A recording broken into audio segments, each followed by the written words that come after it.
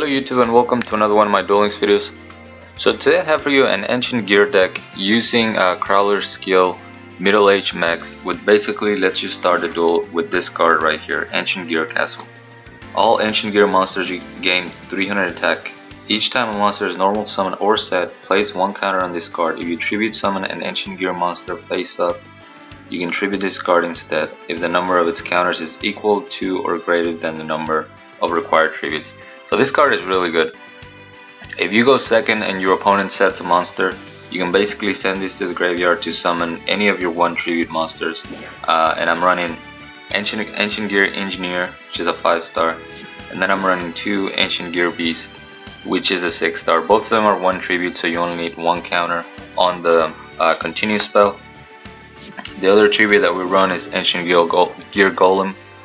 I only have one of them because I haven't gotten Crawler to the level, you know, whenever he drops you the second one.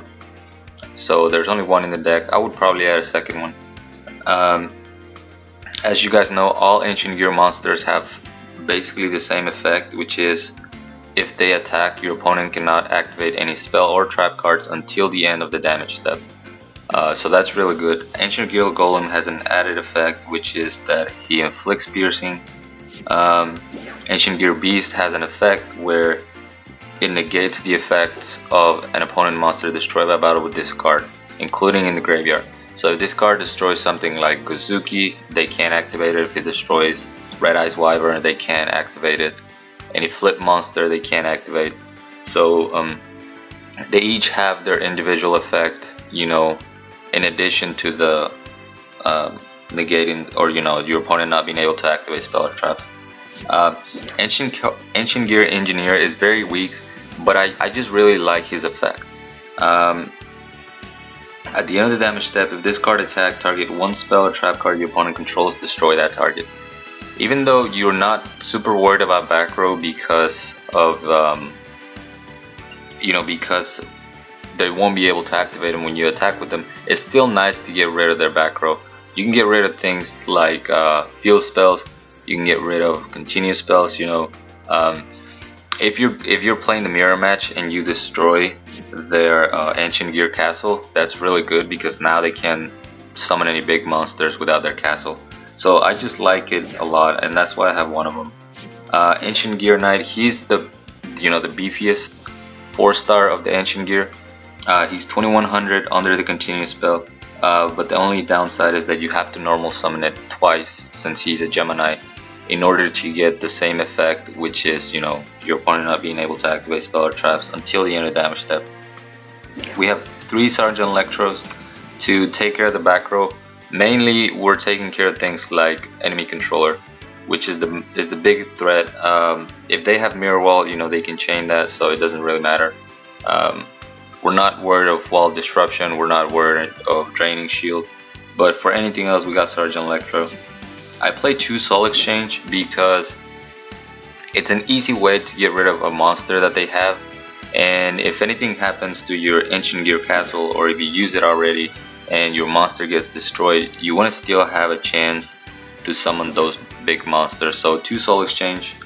And you can also use it, you know, with enemy controller if you're trying to econ take to take care of 2 monsters for the price of 2 cards, I guess.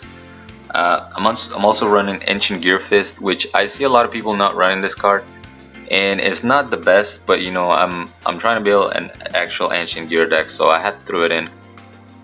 You equip this to an Ancient Gear monster, and at the end of the damage step, if the equipped monster battle the monster and it's still on the field, destroy the monster that it battled. So basically, if you attack anything in defense mode that's bigger than you and that, you know, you can't destroy normally, this card will destroy it, and that can be very, very clutch to deal with the big threats. You have the enemy controller to switch them into defense mode, and then you just attack into it. I run an extra Ancient Gear Castle just for, you know, for the added attack, and to have a second one after I used one with my skill. 3 econs because there's a lot of Ancient Gear running, so I didn't want to just use Wall of Disruption or use cards that were going to be dead, quote unquote, against Ancient Gears. And then 1 Mirror Wall because it'll still help you in other matchups, and in Ancient Gears it can stop them from attacking. because so you'll have a turn of protection. And then the Sphere Kuribo, same thing for protection.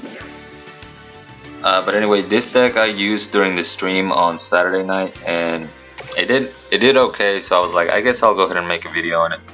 Shoutouts to one of my viewers who actually named the deck for me, but your name is escaping from me right now, so sorry about that. But shoutouts to you, my man. He picked a great name for this deck. But first, we're going up against Yami Yugi, which is kind of this. I like the fact that Ancient Gears are taking care of some of those, you know, tilty decks like extra, right back at you, Destiny Draw. It's really strong against those decks because most of the times those decks use Draining Shield, they use Golden Apples, they use Enchanted Javelin. And you know, this is what was happening right here, and that's an added effect of Ancient Gear Engineer. If they target him with a trap card, like he just tried with Massive Morph, you just negate and destroyed it. So that was just way too good. Here I know I'm taking damage, but I'm not afraid. You know, I have my Engineer.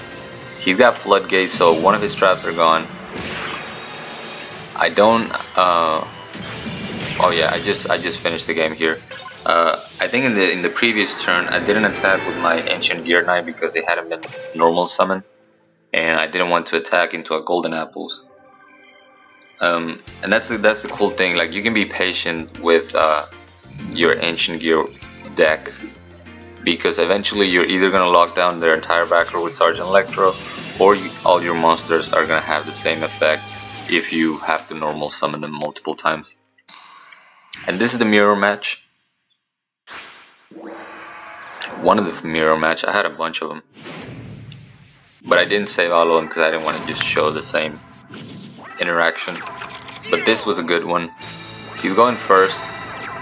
Sets 2 back rows, summons Ancient Gear Soldier.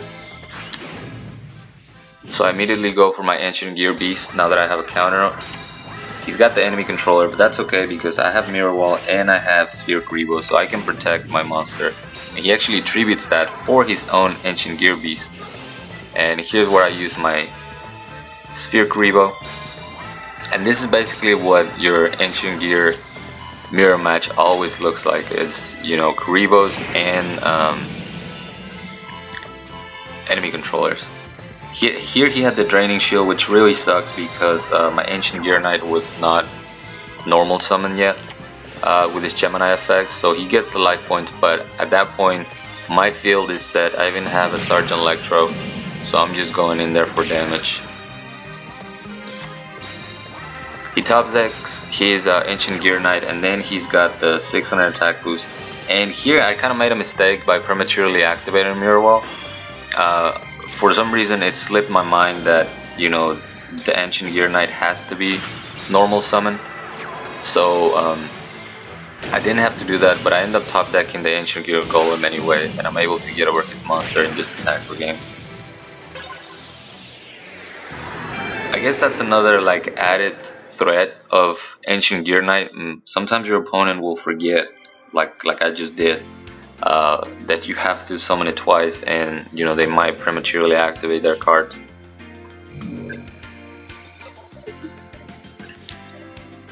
But to be fair, I'm usually doing other stuff as I'm playing, so I get a misplay in there, here and there.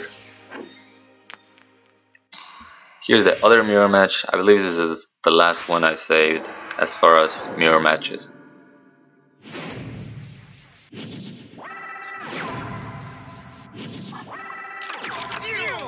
And I think going second in the mirror match is really, really good, because you get your counter on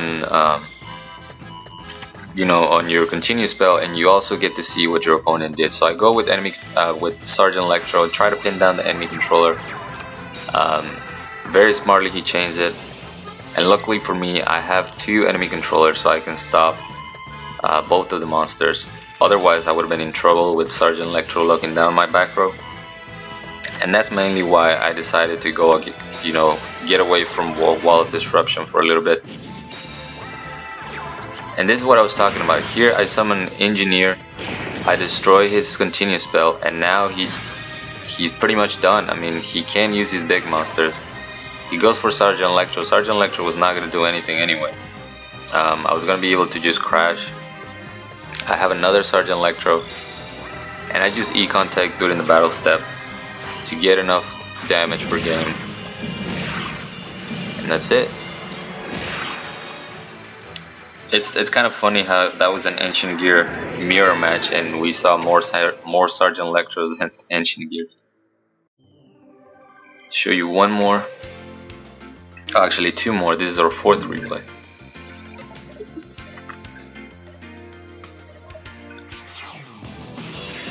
Here we're going up against the Yami Yugi. I wasn't sure what it was. I thought it was like Destiny Draw Mill or Destiny Draw Burn or something like that. But it was an interesting deck. I didn't get to see much of it. He goes first, sets a card. So I can't summon anything, unfortunately, because I only open big monsters. He ends his turn again. I go ahead and attack with Knight. Even though I know it's gonna trigger his Destiny Draw, I felt fairly safe with my Sphere Kuriboh in hand. He goes Mausoleum, double Supremacy Berry. And then he summons a big Ancient Gear Golem. Luckily for me, like I said, I had the Sphere Kuriboh. And here I go ahead and summon my Ancient Gear Engineer because my plan is to destroy the field spell. He's got Floodgate Trap Hole, but I have my Ancient Gear Fist, so I can just ram myself into that Golem and it's gonna get destroyed by the Fist. He gets his Destiny Draw because of the 2000 he took from Mausoleum.